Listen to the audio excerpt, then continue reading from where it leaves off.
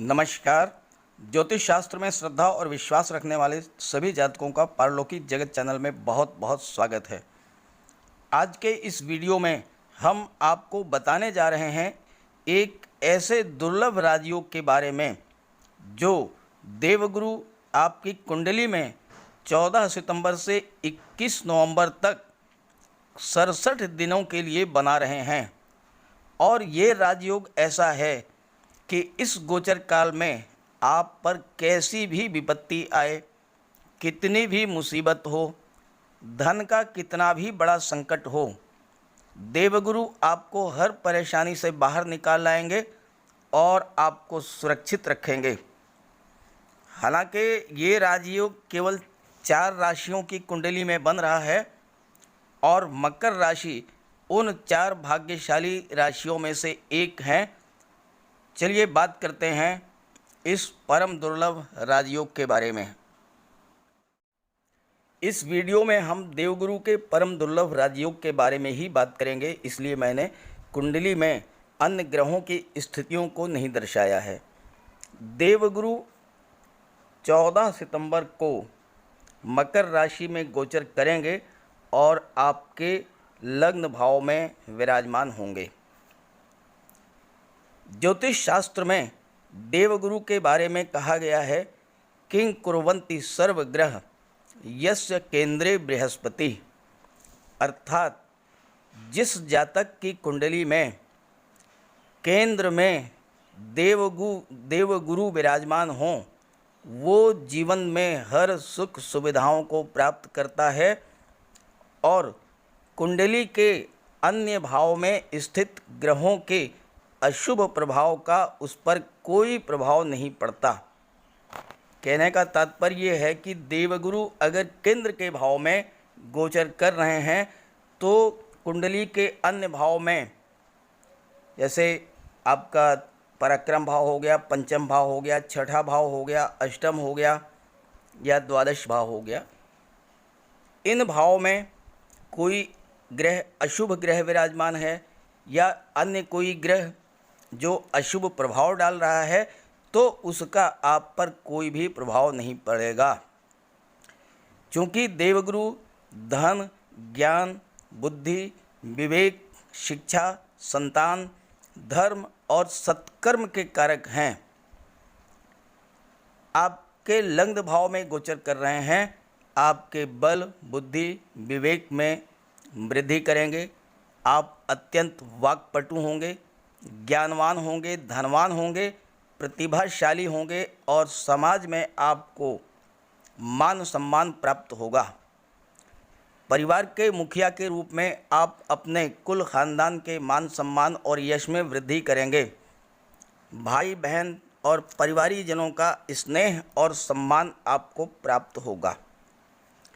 देवगुरु के बारे में कहा गया है, केंद्र में स्थित हैं अगर, सुखे जीवे सुखी लोके सुभगो राजपूजितः विजितारिहि कुलाध्यक्षो गुरुभक्तस्य जायते।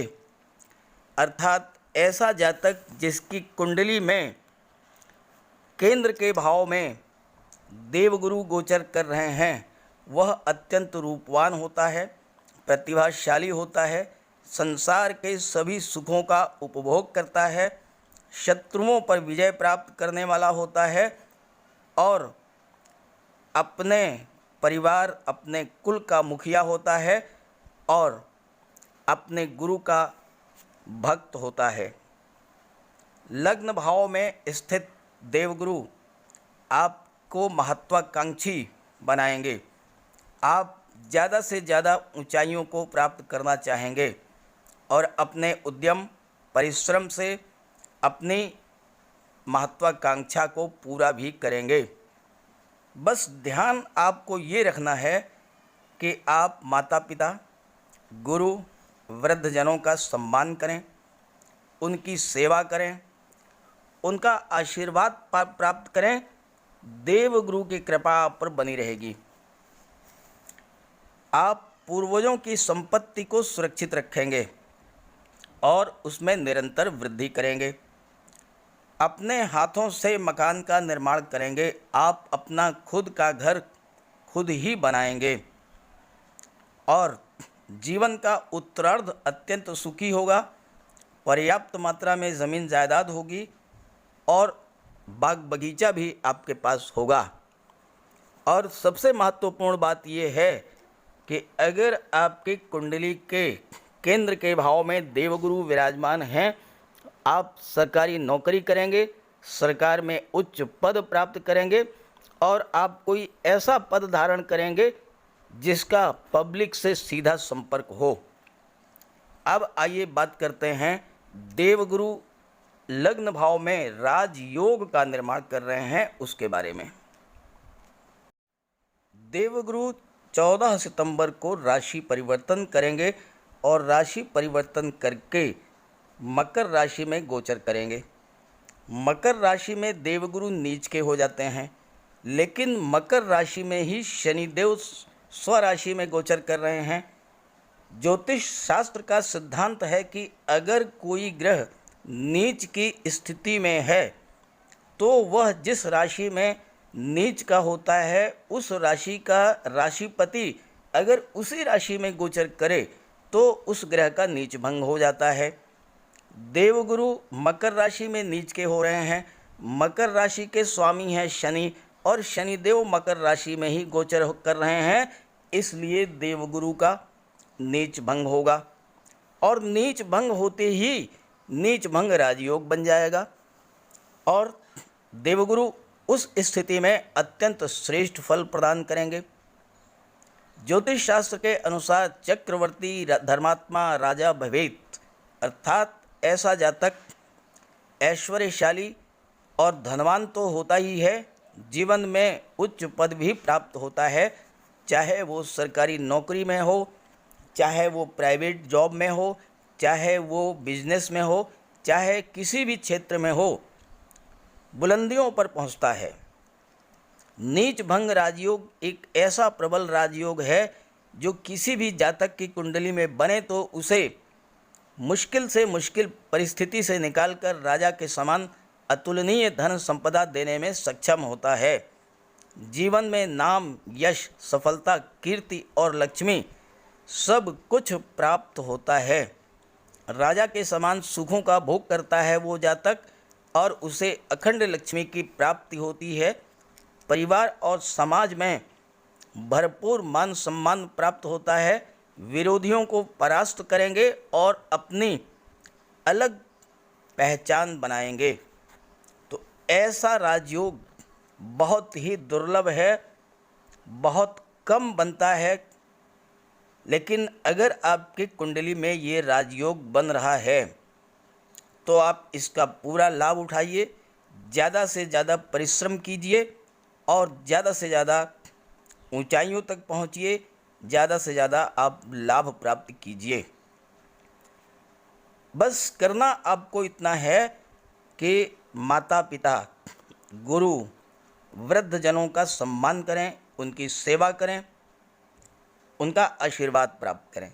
साथ ही साथ गुरुवार के दिन अपने मस्तक पर केसर का तिलक लगाएं। गुरुवार के दिन पानी में हल्दी डाल करके स्नान करें। घर में एक केले का वृक्ष लगाएं, उसकी सेवा करें, उसे पानी दें और भगवान विष्णु की उपासना करें। देवगुरु की कृपा आप पर बनी रहेगी और आप बुलंदियों को छुएंगे। आइए बात कर लेते हैं देवगुरु की दृष्टियों के बारे में। देवगुरु को 3 दृष्टियां प्राप्त हैं, पंचम दृष्टि, सप्तम दृष्टि और नवम दृष्टि। देवगुरु की पंचम दृष्टि आपकी कुंडली के पंचम भाव संतान और शिक्षा के भाव पर पड़ेगी।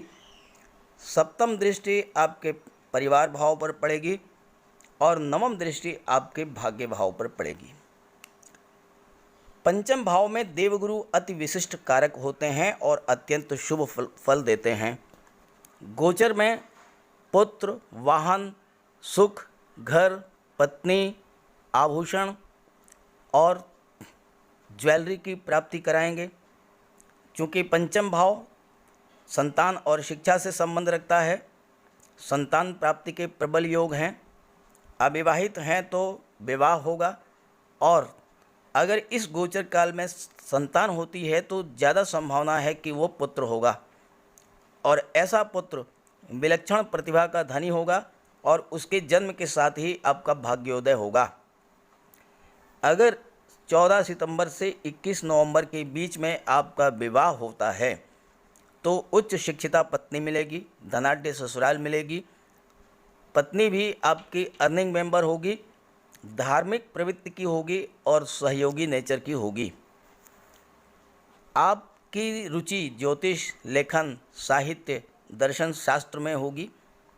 पंचम भाव से लव रिलेशंस को भी विचार किया जाता है और पंचम भाव पर देवगुरु की दृष्टि आपके प्रेम संबंधों को मजबूत करेंगे और वो विवाह में परिवर्तित होंगे। धन के मामलों में भी आपको सफलता मिलेगी, सरकारी अधिकारियों का सहयोग मिलेगा, रुके हुए काम बनेंगे और सबसे महत्वपूर्ण बात तो ये है कि नौकरी के चांसेज हैं, प्रबल चांसेज हैं, क्योंकि पंचम भाव से सरकारी नौकरी का भी विचार किया जाता है। मैंने एक वीडियो अपलोड किया था और उसमें मैंने बताया था कि सरकारी नौकरी के योग, उसका लिंक मैं दे दूंगा डिस्क्रिप्शन बॉक्स में, आप वहां से देख लीजिएगा। अब बात करते हैं देवगुरु की सप्तम दृष्टि के बारे में। देवगुरु की सीधी दृष्टि आपकी कुंडली के सप्तम भाव पर पड़ रही है। सप्तम भाव के स्वामी चंद्रमा हैं और चंद्रमा देवगुरु के मित्र हैं, तो आपको बहुत ही बेहतर रिजल्ट देंगे। सप्तम भाव से जीवन साथी का विचार किया जाता है, बिजनेस पार्टनर का विचार किया जाता है, लेन देन क्रय विक्रय का विचार किया जाता है और दशम का दशम होने के कारण सप्तम भाव को कर्म के साथ भी जोड़ा गया है। सप्तम भाव पर देवगुरु की दृष्टि बहुत ही शुभ फल प्रदान करने वाली है। सप्तम भाव सौभाग्य का कारक है, यानी विवाह के बाद आपका जीवन अत्यंत सुखी होगा, जीवन में सौभाग्य आएगा। और सबसे बड़ी बात यह है कि किसी भी तरह की आर्थिक समस्या है उससे आप बाहर निकलेंगे, आय में, लाभ में, आपके गेन में वृद्धि कराएंगे, कर्म क्षेत्र में बहुत अच्छी प्रगति कराएंगे, क्योंकि सप्तम भाव से व्यापार और आपके कर्म क्षेत्र का भी विचार किया जाता है। तो वो जातक जो कि शिक्षक हैं, बैंक कर्मचारी हैं, वकील हैं, इकोनॉमिस्ट हैं, कोर्ट कचहरी के कर्मचारी हैं, राजस्व अधिकारी कर्मचारी हैं या काउंसलर हैं, उन्हें बहुत बड़ा लाभ होगा इस गोचर से। जो जातक फाइनेंस, एजुकेशन सेक्टर, ब्रोकरेज, ब्याज बट्टा गिरवी का कार्य करते हैं उन्हें भी बहुत बड़ा लाभ होगा। जो जातक शेयर मार्केट, करेंसी से जुड़े हुए हैं उनके लिए भी बहुत है बेहतर ये राजयोग। राजनीति और शिक्षण संस्थान से जुड़े हुए, कोचिंग इंस्टीट्यूट चलाने वाले, बुक सेलर या पब्लिशर, यानी वो सभी व्यक्ति जो ज्ञान, बुद्धि, विवेक के कार्यों से संबंधित हैं उनके लिए बहुत बड़ा लाभ होगा। जो जातक ज्योतिष, राजनीति, धर्म उपदेश, मीडिया, पत्रकारिता, मार्केटिंग और इंश्योरेंस के कार्यों से जुड़े हुए हैं उन्हें भी इस गोचर काल में बहुत बड़ा लाभ होगा। देवगुरु की नवम दृष्टि आपके भाग्य भाव पर पड़ रही है और भाग्य भाव के स्वामी हैं बुध, और बुध देवगुरु के परम मित्र हैं, तो भाग्य का आपको फुल सपोर्ट मिलेगा। आप यूँ कह सकते हैं कि इस गोचर काल में अगर आप मिट्टी भी उठाएंगे तो वो सोना बन जाएगी, इतना अधिक भाग्य का आपको सपोर्ट मिलेगा। साथ ही साथ नवम भाव से धर्म और अध्यात्म का भी विचार किया जाता है। अगर आप कोई धार्मिक यात्रा, देशाटन, तीर्थ यात्रा करना चाहते थे तो आपकी वह इच्छा भी पूरी होगी। तो ये गोचर बहुत ही दुर्लभ है, बहुत ही परम दुर्लभ राजयोग बन रहा है 14 सितंबर से 21 नवंबर तक। उद्यमेन हि सिद्धंति कार्याणि न मनोरथे नहि सुप्तस्य सिंहस्य प्रविशन्ति मुखे मृगा। तो परिश्रम करने से ही कार्य सिद्ध होता है, केवल हवाई किले बनाने से नहीं होता है। जिस तरह की सोते हुए शेर के मुंह में हिरण खुद प्रवेश नहीं करते। तो कर्म तो करना ही पड़ेगा। परिश्रम करना पड़ेगा और जितना आप परिश्रम करेंगे उससे कहीं अच्छा रिजल्ट देवगुरु आपको देंगे, क्योंकि राजयोग बना रहे हैं, भाग्य भाव पर दृष्टि है, संतान शिक्षा के भाव पर दृष्टि है, परिवार भाव पर दृष्टि है, जो कि कुंडली के सबसे महत्वपूर्ण भाव माने जाते हैं और खुद लग्न में विराजमान है। बहुत बेहतर योग है, बहुत बेहतर समय है, इसका लाभ उठाएं और माता पिता गुरु वृद्धजनों का सम्मान करें। सभी ग्रहों के कृपा दृष्टि आप पर बनी रहे, इसी भावना के साथ आप सभी का बहुत बहुत धन्यवाद। नमस्कार।